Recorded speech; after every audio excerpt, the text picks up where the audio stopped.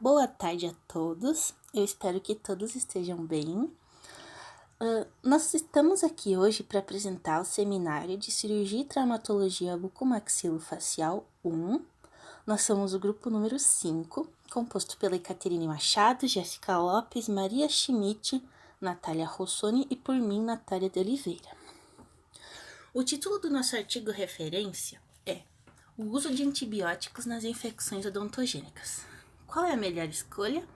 Uma revisão sistemática. Esse é o roteiro da nossa apresentação. Eu vou iniciar com uma breve introdução, que vai ser seguida pela apresentação do artigo, um relato de caso, as nossas conclusões e, por fim, as referências utilizadas. Como nós tivemos essa aula teórica há poucas semanas, na introdução eu vou apenas relembrar os principais conceitos estudados. As infecções odontogênicas são originadas dos tecidos dentais e de suporte, e em determinadas situações, elas podem se disseminar para os espaços faciais subjacentes, tornando-se ainda mais complexas. As bactérias que causam tais infecções fazem parte da microbiota bucal. Elas estão presentes na placa bacteriana, na superfície da mucosa e também no sulco gengival. Essas bactérias podem causar cáries, gengivites, periodontites e também podem chegar em tecidos mais profundos, através da polpa necrótica ou então através da bolsa periodontal, causando infecções. Essa figura, retirada do livro Cirurgia Oral e Maxilofacial Contemporânea, mostra como as infecções podem perfurar o osso e os tecidos moles circundantes. Falando sobre a localização das infecções odontogênicas, ela pode depender de vários fatores. Os principais são a espessura do osso e a relação do local da perfuração do osso com as inserções musculares. Tais infecções possuem duas origens principais. A mais prevalente é a periapical, em consequência de necrose pulpar e invasão bacteriana subsequente do tecido periapical, através do forame. E a segunda, em ordem de prevalência, é a periodontal, resultando de uma bolsa periodontal profunda que possibilita a inoculação das bactérias nos tecidos subjacentes. Nós ficamos nos perguntando qual é o perfil epidemiológico dos pacientes com infecções odontogênicas. Então, nós buscamos uma resposta na literatura e encontramos esse artigo nacional chamado Infecções odontogênicas complexas e seu perfil epidemiológico. Foram entrevistados 50 pacientes internados por infecção odontogênica complexa em Belo Horizonte, com idade entre 3 a 62 anos.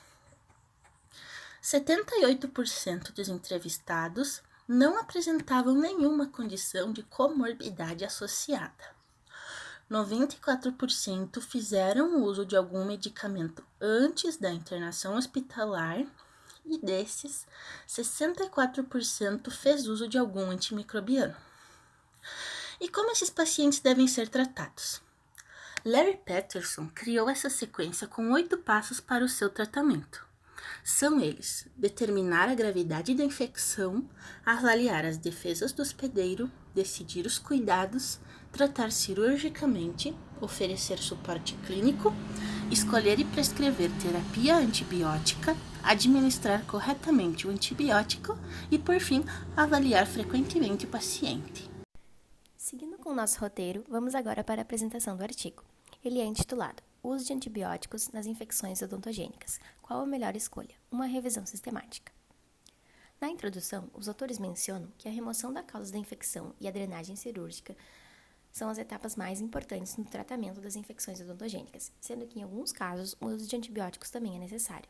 No entanto, há situações em que o seu uso não é essencial ou até mesmo contraindicado. Também mencionam que a falta de conhecimento do cirurgião dentista sobre os princípios da terapia antibiótica pode levá-lo a uma prescrição desnecessária, levando ao sobretratamento do paciente. E estima-se que aproximadamente 1/3 de todos os antibióticos prescritos são desnecessários. Portanto, o objetivo desse estudo é realizar uma revisão sistemática de literatura quanto à escolha de antibióticos no tratamento das infecções odontogênicas. E a hipótese é de que, se a causa da infecção for removida, nenhuma diferença considerável entre os antibióticos seria encontrada. Tem como objetivos específicos responder as seguintes perguntas: em quais situações de tratamento de infecções odontogênicas devem ser usados antibióticos? Quais são os medicamentos mais eficazes? E, por fim, por quanto tempo os antibióticos devem ser administrados? Como mencionado, trata-se de uma revisão sistemática de literatura. Portanto, foram pesquisados diversos artigos em diversas plataformas online, como PubMed, Scopus e Cochrane. E as variáveis analisadas em cada artigo foram o tipo de estudo, o número de infecções odontogênicas em cada estudo, a intervenção cirúrgica realizada, quais antibióticos foram administrados, as diferenças estatísticas entre os grupos estudados e a evolução dos pacientes após o tratamento. Para ser incluído nesse estudo, os artigos selecionados deveriam seguir os seguintes critérios: especificar quais antibióticos foram usados, especificar o número de pacientes tratados, mencionar se a incisão e drenagem e/ou remoção da causa foram realizadas, escrever a evolução dos pacientes de acordo com a intervenção realizada e conter relatório de acompanhamento clínico de pacientes tratados. E foram excluídas revisões descritivas de literatura, relatórios clínicos, séries de relatórios clínicos e opiniões de especialistas, e também estudos contendo casos de alveolite, periodontite e cistos odontogênicos. Todos os dados foram coletados e tabulados em planilha da Microsoft Excel, e os artigos foram submetidos a uma avaliação de qualidade metodológica, com uso de diversas ferramentas. Essa avaliação de qualidade seguiu os critérios: seleção aleatória da população, definição dos critérios de inclusão e exclusão, relatórios de perda de acompanhamento, medidas validadas e análise estatística. E estudos que incluíram todos os critérios acima foram classificados como tendo um baixo risco de viés. Aqueles que não incluíam um critério foram classificados como risco moderado de viés. E os que não incluíram 2 ou mais critérios foram classificados como um alto risco de viés. Para fazer a escolha dos artigos para a revisão sistemática da literatura sobre infecções odontogênicas, foram selecionados 1.109 artigos. Destes, 46 foram considerados potencialmente relevantes, e desses 46, apenas 16 cumpriam todos os critérios estabelecidos pelos autores. Os artigos tinham entre 21 e 759 participantes, sendo que, ao total, eram 2.197 infecções dentárias. Todos eles tiveram intervenção local e 2.142 foram tratados com um ou mais dos 15 antibióticos mencionados nos artigos. Efetivamente, sobre os resultados, 98,2% dos pacientes foram curados e houve 39 casos de falha. Desses 39, 66,7% haviam sido tratados com algum macrolídeo, sendo a roxitromicina em 5 pacientes, a eritromicina em 8 e a azitromicina em 13. 7,9% foram tratados com antibióticos beta-lactâmicos, sendo ampicilina em 1 paciente e a associação de amoxicilina e clavulato em 6. E 15,3% com novobiocina em 6 pacientes. Os tratamentos com falha, a ampicilina e a novobiocina, tiveram nova prescrição. Quem tomou ampicilina migrou para clindamicina e quem tomou novobiocina mudou para penicilina. Os pacientes tiveram resultados bem-sucedidos com a nova terapia. Dentre os principais efeitos colaterais encontrados estão os distúrbios gastrointestinais, náusea, vômito, tontura e coceira de pele. Indo para a discussão, em um estudo foi abordado que o uso de antimicrobianos não impediu o desenvolvimento de infecções odontogênicas. Outro estudo indicou que apenas fazer a drenagem e/ou remoção da causa já se obtém resolução clínica, mas que, quando aliado a antibiótico, nota-se a excelente ação destes como coadjuvantes. O cuidado deve ser em torno apenas da resistência microbiana. O mais importante é o correto diagnóstico e a intervenção local, considerando que o antibiótico tem ação secundária. O medicamento mais prescrito nesses artigos eram as penicilinas, que podiam ou não estarem associados a um inibidor da beta-lactamase.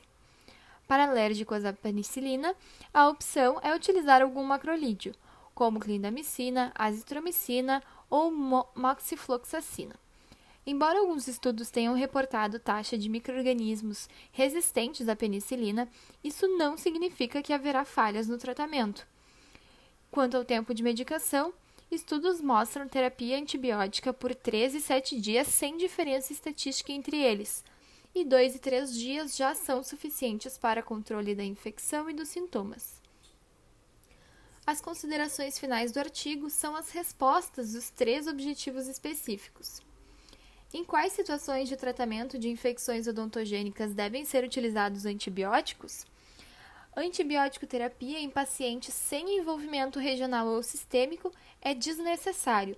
Além disso, ela é recomendada quando se suspeita que o sistema imune do paciente não irá conseguir conter a possível infecção.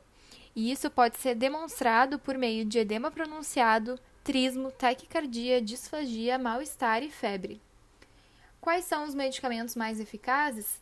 A maioria dos estudos demonstrou que o antibiótico mais eficiente é aquele que está aliado a uma intervenção local. E por quanto tempo os antibióticos devem ser administrados? Quanto menor o tempo de exposição, melhor. Entre 2 e 3 dias já se tem o controle da infecção e a remissão de sintomatologia.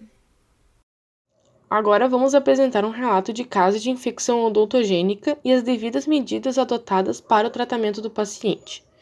A respeito do caso, então, o paciente tem 31 anos, masculino, feoderma e é brasileiro. Compareceu ao serviço de emergência da Santa Casa de Misericórdia de Araçatuba, em São Paulo, apresentando febre, aumento de volume nas regiões submandibular e cervical, com evolução de cerca de 10 dias. Relata não ter doenças sistêmicas.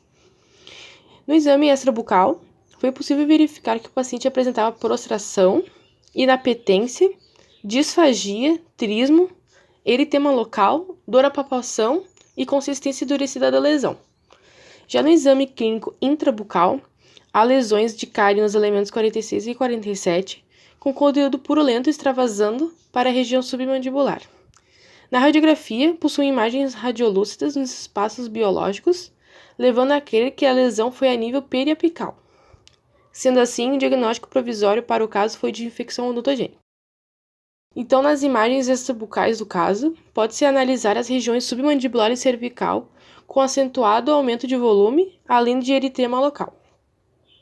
Nos exames complementares laboratoriais, o paciente foi diagnosticado com leucocitose e anemia. Os tratamentos propostos foram a antibiótico-terapia, com cefalotina 1 grama de 6 em 6 horas, com metronidazol 500 mg de 8 em 8 horas, e a drenagem cirúrgica da área cervical. Então, são as imagens da drenagem. E após 2 dias dos procedimentos realizados no atendimento de emergência, o paciente apresentou melhora clínica e a área drenada apresentava maior liquefação, sendo possível a realização da exodontia dos focos da infecção, no caso, os elementos 46 e 47. Depois de 4 dias totais após a cirurgia, o paciente mostrou-se mais disposto e com redução do aspecto inflamatório cutâneo e a diminuição do volume local.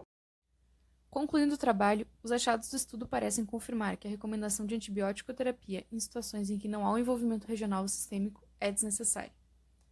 Os antibióticos são recomendados apenas em circunstâncias em que as defesas imunológicas do paciente são incapazes de controlar a infecção, que pode ser determinada por meio de sinais e sintomas clínicos que indicam sua disseminação, como, por exemplo, edema pronunciado, abertura de boca limitada, taquicardia, disfagia, mal-estar geral e febre. Quando devidamente prescritos, os antibióticos são excelentes adjuvantes e devem ser usados.